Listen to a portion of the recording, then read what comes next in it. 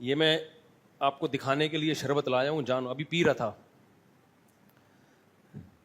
میں دیسی ٹوٹکے نہیں بتاتا، نہ میں حکیم ہوں نہ میں ڈاکٹر ہوں، لیکن کچھ چیزیں تجربوں کی ہوتی ہیں نا تو وہ بتا دینی چاہیے، اس میں کوئی حرج نہیں ہے. کوئی ڈاکٹر حکیم اس کی نفی نہیں کرے گا. ایک تو چینی اپنی زندگی سے ہمیشہ کے لیے نکال دو، سمجھ رہے ہو؟ چینی کے شربت وربت کبھی بھی نہ پیو، ایسے سمجھو جیسے چرس پی رہے ہو. چینی کو نکالو، سمجھ رہے ہو؟ گڑ پھر بھی ٹھیک ہے، چینی کو نکال دو. آپ نے کیا کرنا ہے، یہ تجربہ شیئر کر رہا ہوں آپ کے ساتھ.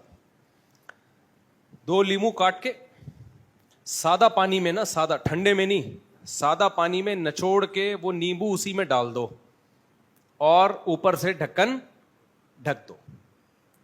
یہ 2-2.5 گھنٹے پڑا رہے ایسے ہی.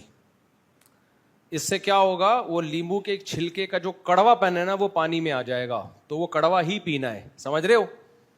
تو وہ کڑوا جب پانی میں آ گیا، ابھی میں نے کیا کیا تھا، جمعے کے بیان سے پہلے 2 لیمو کاٹ کے اس پانی میں ڈال دیے تھے، سادہ پانی میں، ٹھنڈا نہیں تھا یہ.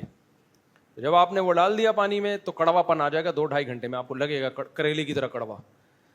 اس میں آپ نے کیا کر دیا، شہد ملا دیا اور پھر برف ملا دیا، ٹھنڈا ٹھاٹ پی لو، مزہ نہ آئے پیسے واپس.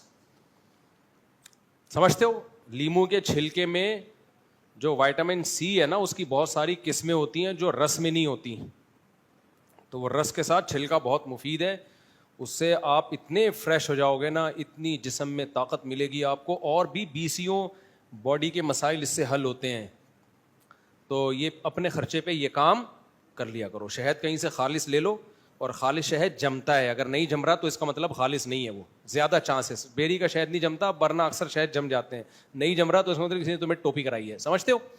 الو بنایا کسی نے تمہیں، کوئی کیمیکل ڈال کے ایسا کر دیا کہ جم ہی نہیں رہا. تو زبردست. پھر اس میں نے ایک اور کام کر لیا، ایک اور کام میں نے کر لیا جو اور مزے کا، پھر وہ اور مزے کا بھی ہو جائے گا. وہ کام بھی بتا دیتا ہوں آپ کو کیا کریں. لوگ کہہ رہے ہوتے ہیں مفتی صاحب دیکھو کیا کس سے لے کے بیٹھ گئے. آپ نے کیا کیا، گرمیوں میں نا جب زیادہ پسینہ نکل رہا ہو تو وہ یہ اس کے لیے آپ نے تھوڑا سا کالا نمک لیا. مجھے خود بتاتے ہوئے ہنسی آ رہی ہوتی ہے یہ باتیں کہ یار یہ کام ہمارا کیا اور کس چکر میں لگ گئے ہم، لیکن فائدہ والی چیز پارسل کر دینی چاہیے. سونٹ سمجھتے ہو؟ سونٹ، خشک ادرک، خشک ادرک تھوڑا سا، اور اسی میں آپ نے تھوڑا سا کالا نمک ملا لیا. مارکیٹ سے پسی ہوئی چیز جو آپ کو مل رہی ہے وہ کالا نمک خالص نہیں ہوتا، اس میں ملاوٹ ہوتی ہے. کالے نمک کا میں نے پتھر لے کے خود پسوایا ہے.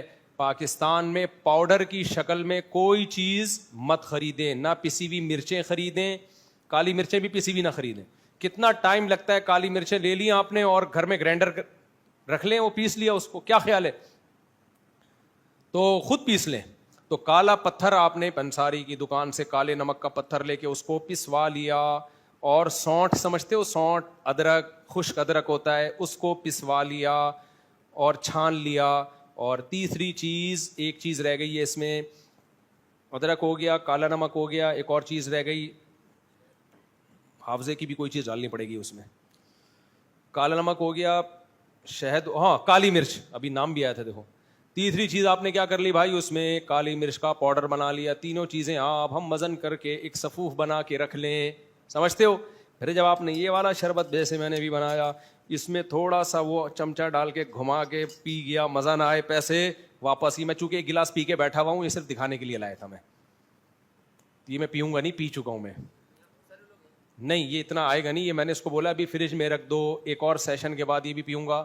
یہ پی کے آپ 24 گھنٹے گزار سکتے ہو بڑے. فریج میں رکھو، وہ شفیع اللہ کو بولیں فریج میں رکھ. تو چینی کو مارکیٹ سے کیا کر دو بھائی،